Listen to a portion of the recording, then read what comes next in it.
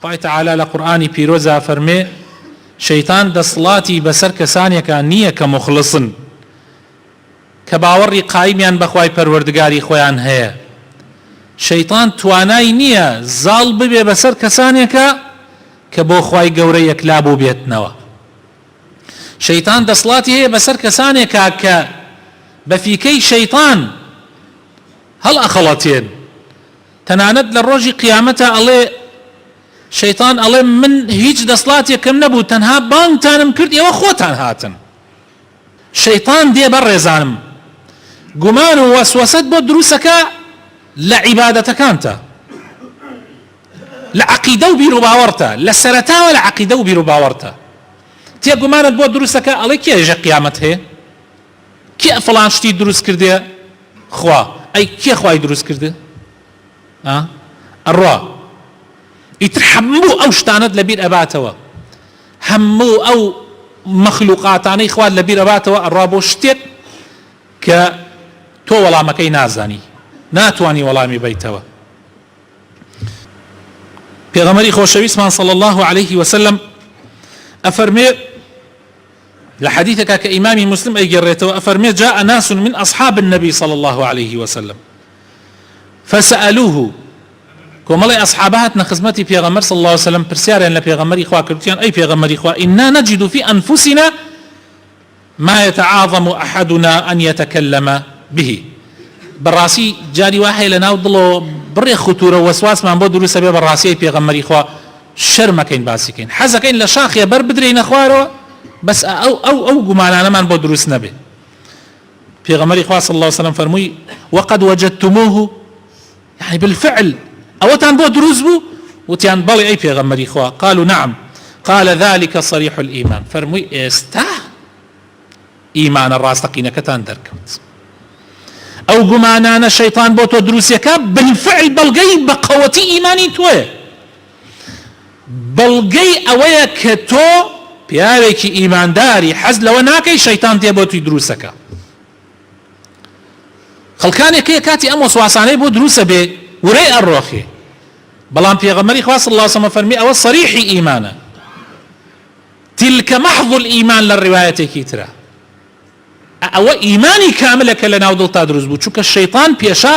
کە تو نوێژت نەئەکرد کە تو ڕێگای خوات نەگرت بە حیاتی شەیطان ئەو شتانەی بۆ دروست ناکرد. بەس ئێستا کە بووی بە ئیماندار، بووی بە پیاوێکی باش، شەیطان دێ ئەو شتانەت بۆ دروستەکە. ئەوە بەڵگەی ئیمانداری تۆیە. بێتاقەت مەبە، ماوەیەکی کەمە و نامێنێت، بەس ئەبێت چارەسەرەکانی بزانی.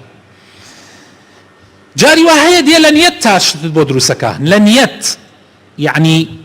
گومانێکت بۆ دروستەکە ئەڵێت تۆ نیەتی نوێژت نەهێنا، بەخوا نیەتی دەست نوێژەکەت باش نەهێنا، لە نیەتەکە تا گومانت بۆ دروستەکە. یا ئەو نوێژەت کرد نیەتت خوا نەبوو. برادەرێکم لەگەڵا بوو لە 89 کاتەنی لە معهەد بووین، نوێژی سونەتی نەئەکرد. ئەموت بۆ نوێژ ناکەی؟ ئەیوت ئەبێتە ڕیا. ئەموت بۆ نوێژی سونەت ناکەی؟ ئەیوت ئەبێتە ڕیا. ئەموت با بڕیا بەدەستی تۆیە، تۆ بڕیار بدە ڕیا نەبێ، بڕۆ ژوورێکەوە بکەیت بەخوا ئەوێتە ڕیا. بەس فەرزەکەکەم شەیطان چۆن بۆی هاتبوو. برادەرێکی تر ڕۆژیان لە مزگەوتێک نوێژمان کرد لە سلێمانی، ئەمانەوەی کە باسێکم کۆنن، لە مزگەوتێکان نوێژمان کرد. برادرێک هاتە پاڵم نوێژی کرد، من لە ڕکاتی یعنی لە ڕکاتی یەکەم یعنی تەکبیرە کرابوو، من ڕۆشتم وەستام، ئەویش هاتە پاڵم نوێژی کرد على ئاساس نوێژ بکە. طبعا ئیمام چووە ڕکووعە، ئەو هەر ئەیوت هەر لە ئەوەڵ نوێژەکەەوە دەستی پێکرد، ئەیوت نیەتمە نیەتمە نیەتمە. ئیتر هەروە قوولێ کردەوە بەو شێوازە باوەڕ بکەن ئەمەی کە ئەیڵێم بالفعل وابوو، هەر ئەیوت نیەتمە. ئێمە چوینە ڕکووعە، چوینە سوجوودە، ڕکات یەکەم تەواو بوو، ڕکات دووەم تەواو بوو، هەر ئەو قوولێ کردووە، ئەیوت نیەتمە و نیەتمە. ڕکاتی چوارەم کاتێ چوینە ڕکووعە بەپەلە گەیشت پێمانە، لە ڕکات چوارەم لە نیەتە. مع العلم نیەت شتێکی ناو دڵە و پێویستی بە زمان نییە و پێویستی بە قوولکردنەوە نییە. و پێغەمبەر صلی الله عليه وسلم یەک ڕۆژ لە ژیانە نەیوتوە نیەتمە نوێژەکەم، نیەتمە نازانم چیەکەم. بەڵێ لە حەجا فەرموویەتی اللهم خوايا أو إما لبيك اللهم عمرة يعني لبيك اللهم حج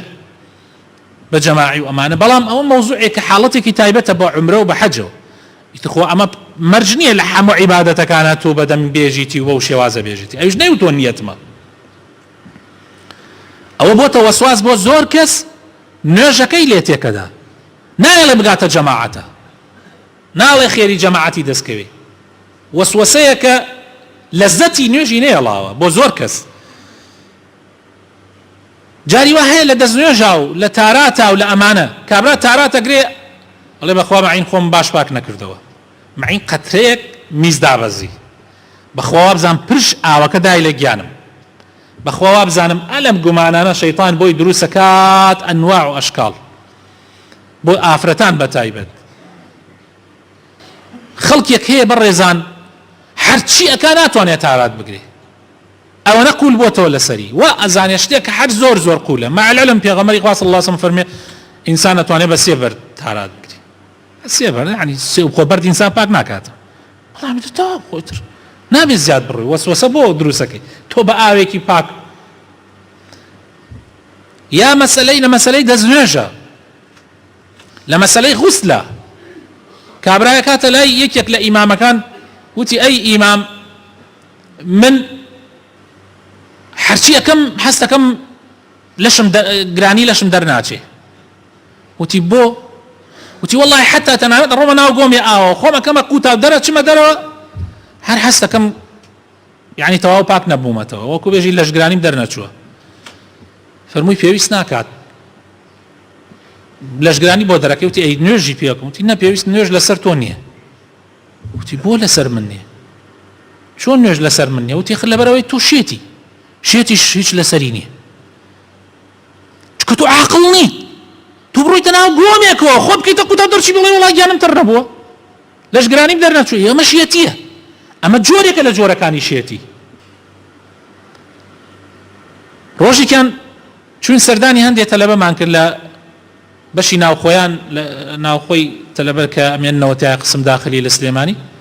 برادێک لەگەڵمانە بوو لە کاتی نان خواردن و ئەوانە من لە نوێژی عیشا گەشتم ئەوان دوای نانەکەمان تەواو کردم با بەیەکەوە جەماعەتێ بکەین ئیتر ئەو هەڵسا دەستنوێژ بگرێ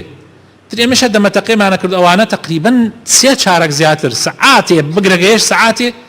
هەر چاوەڕێک من نەهاتەوە وتیان مامۆستا نوێژەکەمان بکەین ئێوتم خەینە چاوەڕێی فڵان نەکەین تیان مامۆستا چاوەڕێی نایە ئەو نایەتەوە من بۆ وتم بۆ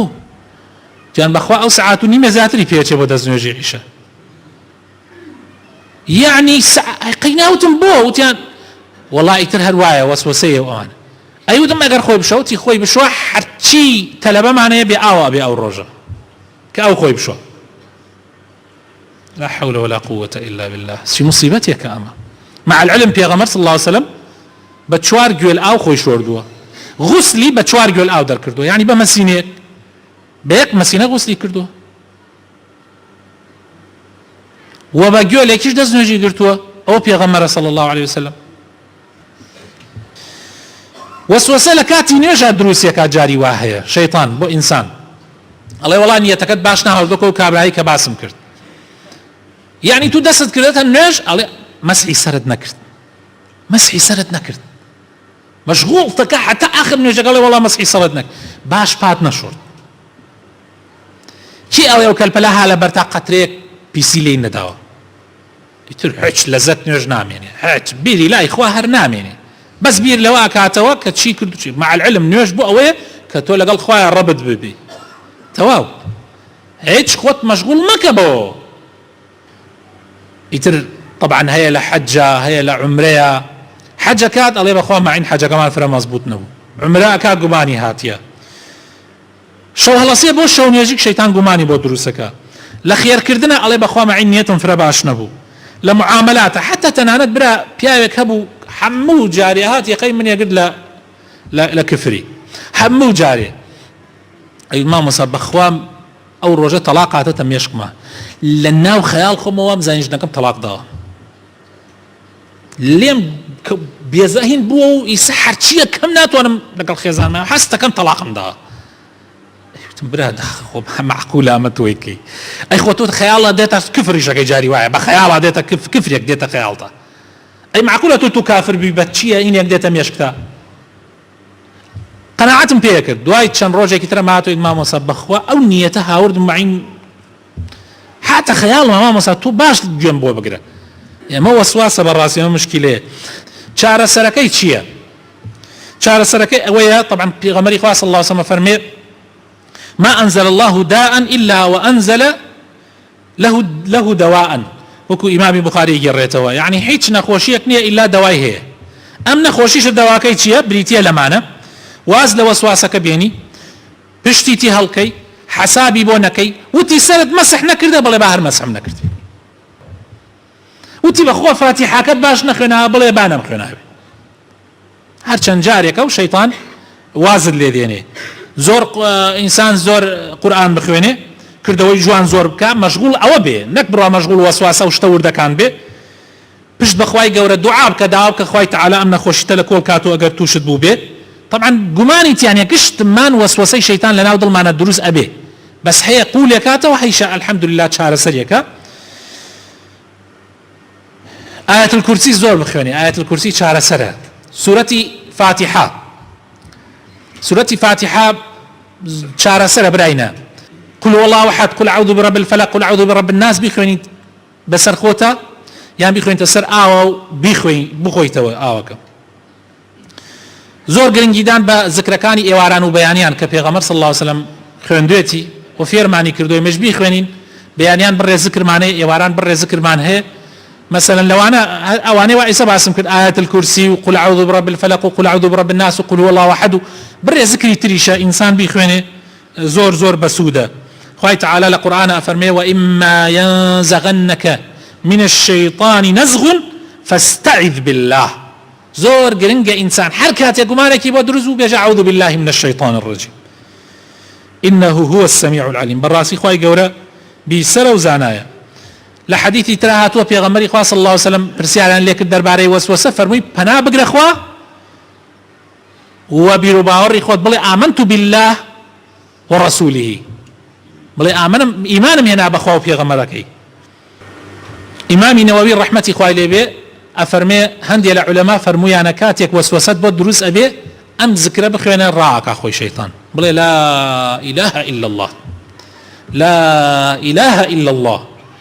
لا إله إلا الله إتر تواف أجر تولى قال خوايا راسكي نامينت خوايا بخات الناو جوانا كان يخوت رحمن بيبكا هداية من ده نوري إيمان خرد لكان من يا ربي خوايا دا مزراو من كل سر دين دارتي لسر إسلامتي وسوسو دو ضليل ناو ضل من درك